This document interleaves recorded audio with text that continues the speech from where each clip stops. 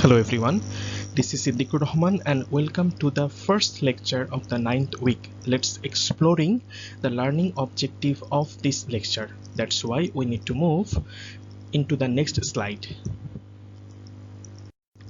By the end of this lecture, you guys will able to describe about synchronous counters. Now we need to move into the next slide to explore what kind of topics are gonna covered by this lecture. So let's move into the next slide. This slide represents what kind of topics are covered, or you can say the overall outline of this lecture. You guys will learn from this lecture various things such as overview of synchronous counters. After that you may learn some of the features of synchronous counters. After that you may learn design, or you can say how to design 2-bit up synchronous counter. After that you may learn, or you can learn some of the advantages of synchronous counters as well as some of the disadvantages of synchronous counters. And at last you can learn some of the applications of this type of counters.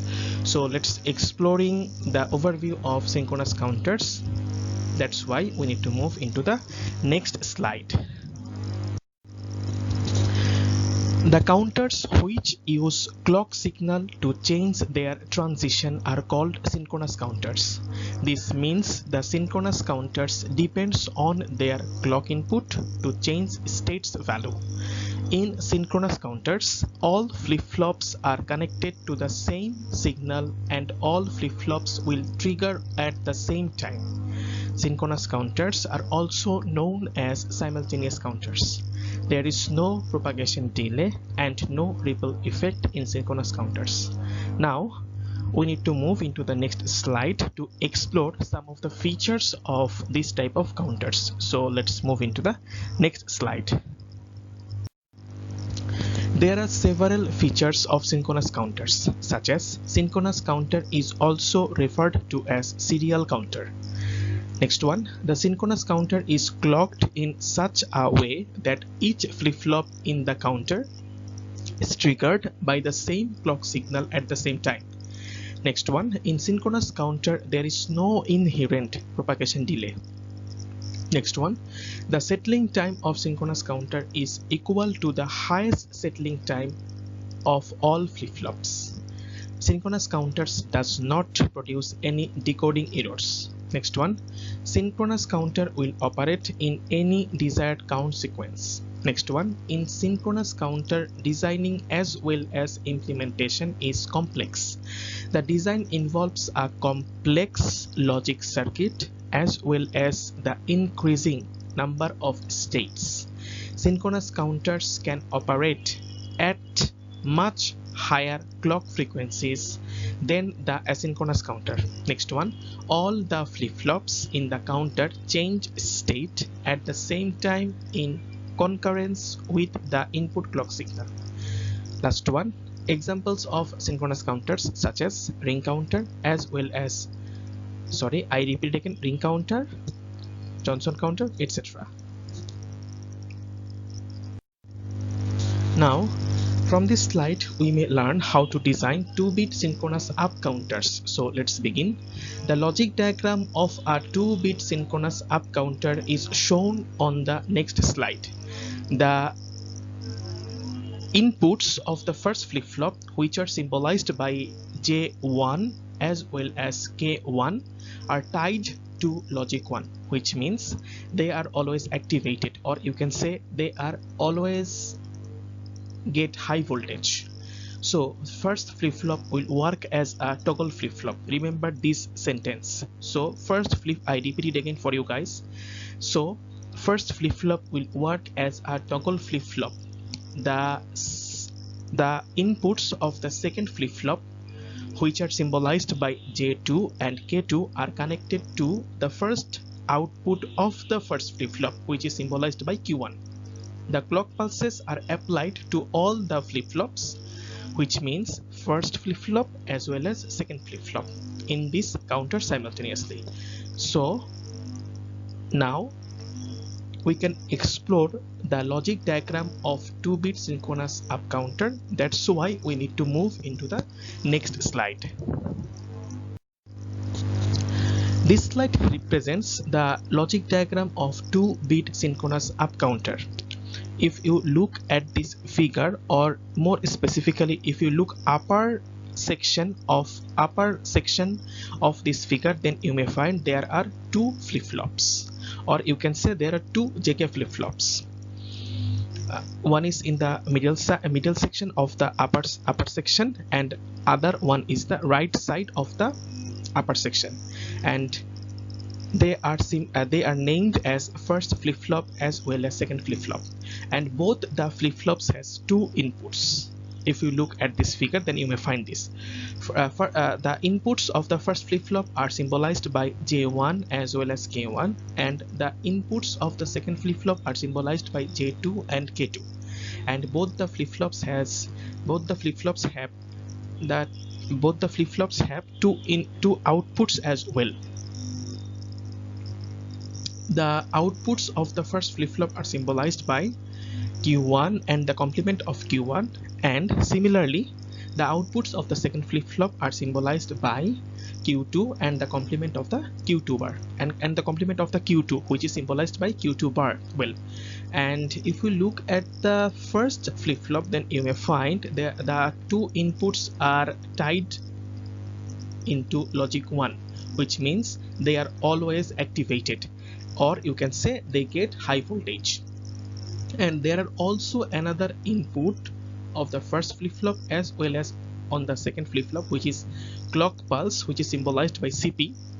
And one important thing for this clock pulse, which is common for both the flip-flops, and you may find from the upper section of this figure, though there is no problem or there is no confusion about this issue.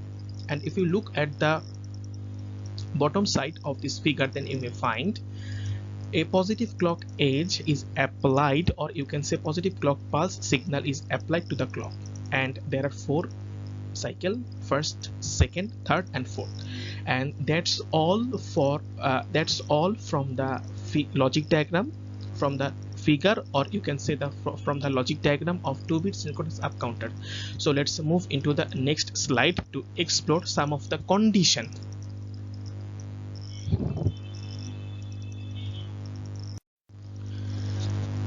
From this slide, we may learn the initial we can learn, or we can observe, or we can examine the initial condition of this diagram, which means the value of clock is 0, and if the value of clock is 0, in that case we may found the first output of the first flip-flop is 0, and similarly the second output, I repeat it again, and the first output of the second flip-flop is also 0, because both the flip-flops are not activated due to the value of clock pulse.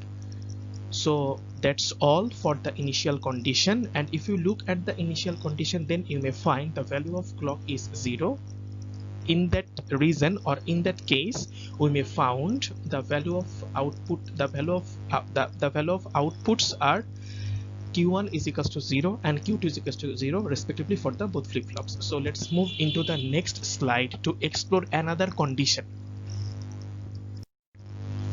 This slide represents the first condition, which means the value of clock is 1, or which is equivalent to, or when the value of clock is 1, if the first positive clock edge is applied to the clock pulse or clock signal. In that case, we get the value of clock is 1. If the value of clock is 1, in that case the first flip-flop is activated. Well, if the first flip-flop is activated, then the first output of the first flip-flop would be toggled. Since the previous value of the first output of the first flip-flop was 0, but in this condition, or in this case, we may find the toggled value of the previous one, which is 1. That's why we may write the value of Q1 is equals to 0 toggle 1. The current value of Q1 is 1. Well, but for the second flip-flop, the value of the inputs are remain the previous state, which means the value of J2 and the value of K2 was is 0. That's why there is no value found on the output section of the second flip-flop, which means the value of second flip-flop, the value of the output of the second flip-flop is remains 0. That's why we mention in here from previous state the value of J2 is equals to 0 and the value of K2 is equals to 0. So that's all for the first condition. So let's move into the next slide to explore another condition. This slide represents the second condition, which means this time the second positive clock edge is applied to the clock pulse. That's why the value of clock is also 1. Since the value of clock is 1, that's why the first flip-flop is activated. Well, since the first flip-flop is activated, in that case the value of first output of the first flip-flop should be toggled. That's why in here we got 0, because previously we got the value of Q1 is equals to 1. That's why in this case or in this condition we may found the toggled value in here. So we get, since the previous value is 1, but in this case we get 0. Well, and now for the second flip-flop the value of J2 and also K2 are 1 because the previous state. Well, in this condition we may found the first output of the second flip-flop is 1. So that's why we have written in here from previous state we got the value of J2 and value of K2 is equals to 1. And if we look at the second condition of this slide, then you may find the value of clock is equals to, after second positive clock edge is applied at the clock. That's why the value of clock is equals to 1 and the value of Q1 is equals to 0 and the value of Q2 is equals to 1. So let's move into the next slide to explore when the third positive clock edge is applied to the clock pulse or clock. In that case, what we are gonna found or what we will gonna found at the output section. So let's move into the next slide. So this slide represents another condition, which is third condition, and if third positive clock edge is applied to the clock, in that case the value of clock is equals to 1.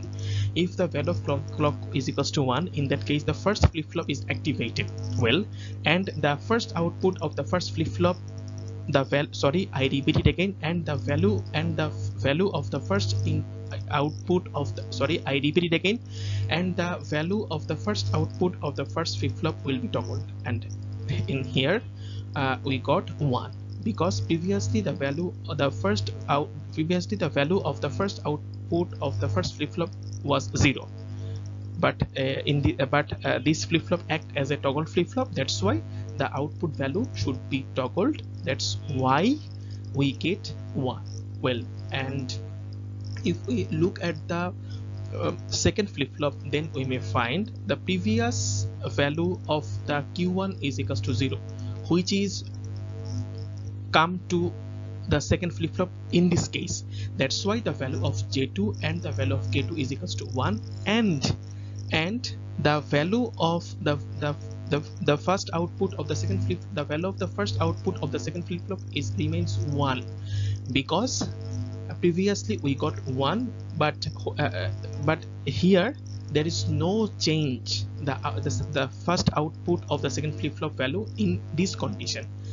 When this happen, when this type of scenario we get when the third positive clock edge is applied at the clock.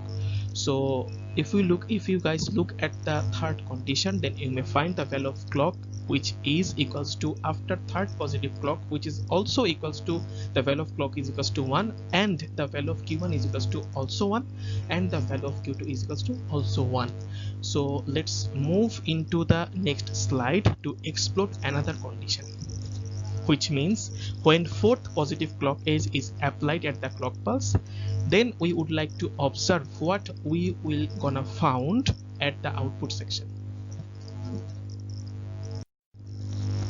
Well, this slide represents the fourth condition, which means fourth positive clock edge is applied at the clock, which means the value of clock is equals to 1. Since the value of clock is equals to 1, in that case the first flip-flop is activated. Well, if the first flip-flop is activated, in that case the value of the first output of the first flip-flop would be toggled, which means previously the value of Q1 is equals to was equals to 1, but in this scenario or in this case we got the toggled value which is 0.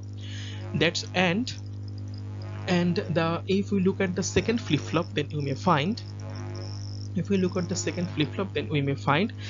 previous value of Q1 is delivered in this condition, which is the value of J2, and the value of K2 is equals to 1. And in this case we may found the value of the first output of the second flip-flop would be toggled. Why this happens? Because when fourth positive clock edge is applied to the clock, in that case we get this type of scenario, and the value of Q2 would be toggled, and the toggled value is 0 because the previous value of the Q2 was equals to 1, but we get the toggle value in this case, that's why we got 0. So if we look at the fourth condition or last condition of this design, then we may find the value of clock is equals to after fourth positive clock edge or equivalent, or which is equals to the value of clock is equals to 1. In that case we may found the value of Q1 and Q2 is equals to both the value of 0. So let's move into the next slide to explore the truth table of this type of synchronous counter or this type of counter. Well, this slide represents the truth table of 2-bit synchronous up counter. Well, if you guys look at this table, then you may find there are 4 columns. Each column has individual header, such as clock, counter output, state number, decimal counter output, and this truth table is similar to 2-bit up ripple counter. And if you look at the initial condition, then you may found the counter output column, the value of Q1 and the value of Q2 is also 0. That's why we did not or we do not place any state number, and if the binary value of both the binary value is 0 or both the outputs binary value is 0 0, in that case, which is in that case the decimal equivalent value is also 0. And if you guys look at the first condition, then you may find the Q1 value is 1 and the Q2 value is 0. In this case or for this reason we place the state number which is 1, and if the binary value is 0 1, in that case we get the equivalent decimal number is 1. In this way the rest of the things are happen. And if we look at the decimal counter output, then we may find first 0, after that 1, after that 2, after that 3, then again 0, because when we get again 0, which means actually the counter stops its count, or you can say the counter stops its operation. So if you look at the decimal counter output column, then you will find 0 1 2 3, which means the ascending order, or you can say the ascending increment by 1, which is 0. If we look at the next stage, then we get 1, which is 1 increment. If we look at the next condition, then we get 2, which is also 1 plus 1 equals to 2. And if we look at the next stage, then we may find 3, which is 2 plus 1 equals to 3. So that's all from the design. So let's start with the next slide, where a homework can place for you guys. So let's see what type of homework are placed for you guys. So let's move into the next slide. So this slide represents a simple homework for you guys, what you are understanding from previous couple of slides, which will see when you submit your term paper. So in this slide you may find there is a problem which is design 2-bit synchronous down counter. So you have already learned 2-bit synchronous up counter how to design, and you need to design 2-bit synchronous down counter. So let's move into the next slide to explore some of the advantages of this type of counter. There are several advantages of synchronous counters, such as it's easier to design than any I repeat again, it's easier to design than the asynchronous counter. It acts simultaneously. Next, no propagation delay associated with it. Count sequence is controlled using logic gates. Error chances are lower. Faster operation than the asynchronous counter. Next, with synchronous counter we can set the same clock pulse for all gates. Chances of errors are minimal due to the fact that count sequence is controlled using logic gates. So let's move into the next slide to explore some of the disadvantages of synchronous counter. There are several disadvantages of synchronous counters, such as all flip-flops in synchronous counter are driven by a single, or you can say common clock pulse. They require large components and circuitry than asynchronous counters. The design involves a complex logic circuit as well as the increasing number of states. Next one, it requires a lot of extra logic to perform. Now time has come to learn some of the applications of this type of counter. So let's move into the next slide.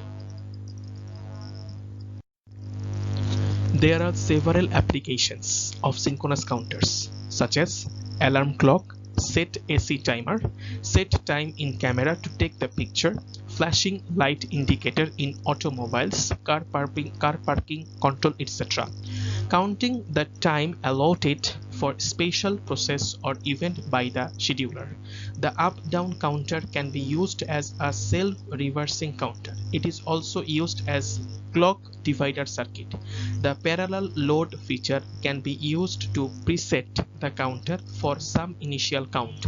It can be commonly used in home appliances such as washing machine, microwave oven, time schedule, LED indicator, keyboard controller, etc.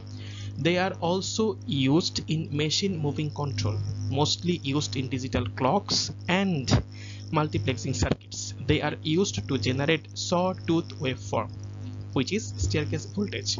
It is also used in digital to analog converter. So let's move into the next slide. In the next week and next lecture, you will get an overview about registers. So that's all for this lecture. Thank you guys for your attention and time. See you guys in the next lecture. Till then, thank you.